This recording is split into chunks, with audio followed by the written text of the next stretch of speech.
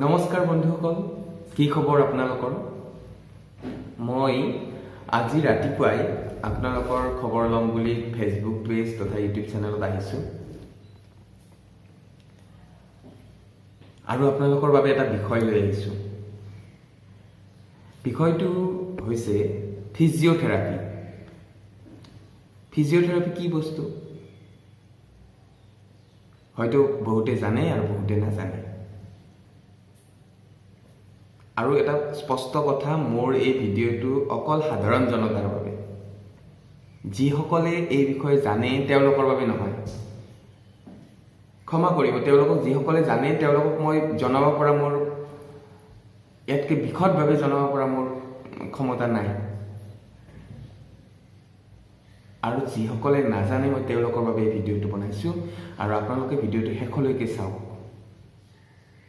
আৰু শেষত যদি ভিডিঅ'টো ভাল লাগে তেনেহ'লে শ্বেয়াৰ কৰক, মোৰ ইউটিউব চেনেলটো ছাবস্ক্ৰাইব কৰক আৰু এই ফেচবুক পেজটো লাইক কৰিবলৈ একেবাৰে নাপাহৰিব। আহক এতিয়া আমি জানো ফিজিঅথেৰাপি সম্পৰ্কে। কি বস্তু ফিজিঅথেৰাপিটো? এইটো ফিজিঅথেৰাপিটো এটা চিকিৎসা বিজ্ঞানৰ এটা চিকিৎসা পদ্ধতি। এই চিকিৎসা পদ্ধতিটো ফিজিকেল মেডিচিন এণ্ড ৰিহেবিলিটেশ্যন ডিপাৰ্টমেণ্টৰ অধীনত আহে। এই ফিজিকেল মেডিচিন এণ্ড ৰিহেবিলিটেশ্যন ডিপাৰ্টমেণ্টৰ এটা শাখা। কি কৰে এই ফিজিঅথেৰাপিষ্ট বা ফিজিঅথেৰাপিত? যিসকল চিকিৎসকে ফিজিঅথেৰাপি কৰায় তেওঁলোকক ফিজিঅথেৰাপিষ্ট বুলি কোৱা হয়। আৰু এই চিকিৎসকসকলে কি কৰে? আপোনাৰ বিভিন্ন আপোনাৰ চিকিৎসা কৰে, বিভিন্ন ধৰণৰ চিকিৎসা কৰে, বিভিন্ন বেমাৰৰ বাবে চিকিৎসা কৰে। ধৰি লওক কাৰোবাৰ কঁকালৰ বিষ হৈছে, ফিজিঅথেৰাপিষ্টে চিকিৎসা কৰে। ষ্ট্ৰোক হৈছে, ষ্ট্ৰোক ৰিহেবিলিটেশ্যন কৰে ফিজিঅথেৰাপিষ্টে। কাৰোবাৰ চাৰ্জাৰী হৈছে, মাচুলৰ পাৱাৰ কমি যায়, খোজকাঢ়িব নোৱাৰে, ফিজিঅথেৰাপিষ্ট তাক ৰিহেব কৰে। চাইল্ড ৰিহেব কৰে। চাইল্ড কিছুমান জন্মৰ পৰা বিসংগতিলৈ জন্মগ্ৰহণ কৰে, তেওঁলোকক চাইল্ড ফিজিঅথেৰাপিষ্টে ৰিহেব কৰিব পাৰে। গাইনকলজিকেল প্ৰব্লেমৰ কাৰণে যেতিয়া আপোনাৰ প্ৰেগনেঞ্চি হয় তেতিয়া প্ৰিনেটেল, পষ্টনেটেল দুটা ক্ষেত্ৰতে ফিজিঅথেৰাপিষ্টৰ ভূমিকা আছে।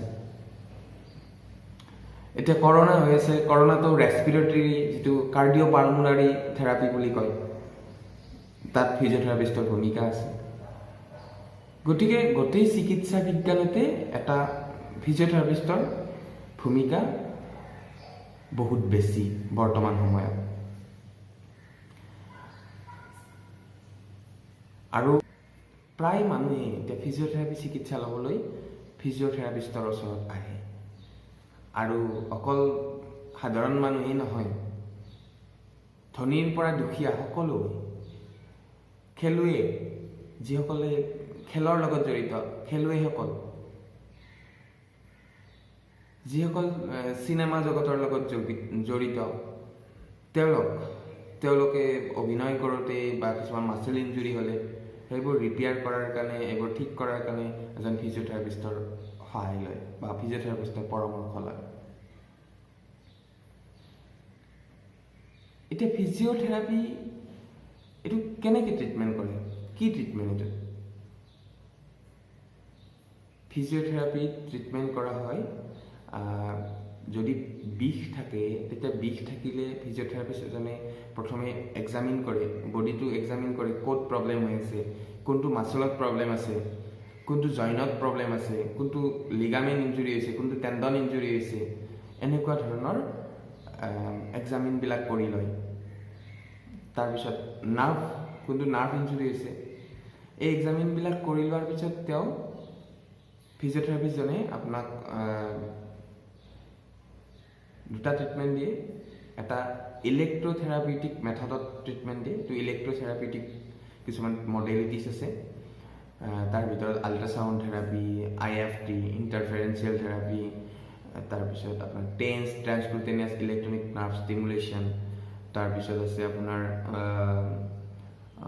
মাইক্ৰৱেভ ডাইথাৰ্মি, তাৰপিছত আপোনাৰ ট্ৰেকশ্যন, তাৰপিছত পেৰাফিনৱেক্স থেৰাপি, তাৰপিছত laser therapy, vacuum therapy, dry needling, এইবিলাক বিভিন্ন ধৰণৰ ইলেক্ট্ৰথেৰাপিউটিক মেথড আছে। এই মেথডৰ দ্বাৰা আপোনাক প্ৰথমতে পেইন কিছু পৰিমাণে কমাই লয়। তাৰপিছত যেতিয়া পেইন কমিব, ইয়াক এই যিটো আমাৰ প্ৰব্লেম আছে, যিটো মাছেলৰ উইকনেছ আছে বা জইনৰ প্ৰব্লেম আছে, এইটো বিল্ড কৰাৰ কাৰণে, ঠিক কৰাৰ কাৰণে কি কৰে, থেৰাপিউটিক এক্সাৰচাইজ কিছুমান ফিজিঅ'থেৰাপিষ্টে আপোনাক দিয়ে। কিছুমান থেৰাপিষ্টজনে আপোনাক নিজে কৰায় আৰু কিছুমান আপোনাক কৰিবলৈ পৰামৰ্শ দিয়ে। আৰু এই থেৰাপিউটিক এক্সাৰচাইজ হৈছে, ধৰি লওক কিছুমান ফিজিঅ'থেৰাপিষ্টজনে প্ৰেছক্ৰিপশ্যনত লিখে কিছুমান আইচ'মেট্ৰিক এক্সাৰচাইজ বা আইচ'টনিক এক্সাৰচাইজ, আইচ'কাইনেটিক এক্সাৰচাইজ, বিভিন্ন ধৰণৰ এক্সাৰচাইজ আছে, বা ষ্ট্ৰেঞ্জেনিং এক্সাৰচাইজ বা ৰেজিষ্টিভ এক্সাৰচাইজ, বিভিন্ন ধৰণৰ এক্সাৰচাইজ আছে। আৰু এই এক্সাৰচাইজবিলাকেৰে এজন ফিজিঅ'থেৰাপিষ্টে আপোনাৰ পেইন বা গাঁঠিৰ জঠৰতা বা ষ্ট্ৰোক ৰিহেব, চাইল্ড ৰিহেব, বিভিন্ন ধৰণৰ কাৰ্ডিঅ'পালমোনাৰী, বিভিন্ন প্ৰব্লেম সমাধান কৰিব পাৰে। ই চিকিৎসা বিজ্ঞানৰ এটা আটাইতকৈ প্ৰয়োজনীয় গুৰুত্বপূৰ্ণ চিকিৎসা পদ্ধতি বৰ্তমান সময়ত। গতিকে এনেকুৱা যদি কিছুমান প্ৰব্লেম আপুনি অনুভৱ কৰে, তেতিয়াহ'লে আপোনাৰ ওচৰৰ এজন ফিজিঅ'থেৰাপিষ্টক আপুনি পৰামৰ্শ লওক। তেতিয়া আপুনি নিশ্চয় এনেকুৱা প্ৰব্লেমবিলাকৰ পৰা সকাহ পাব পাৰিব। ঠিক আছে, আজিলৈ এইটো বিষয় ইমানতে সমাপ্ত কৰিলোঁ। পিছত আৰু মই বিশদভাৱে আপোনালোকৰ মাজলৈ আহিম। ধন্যবাদ।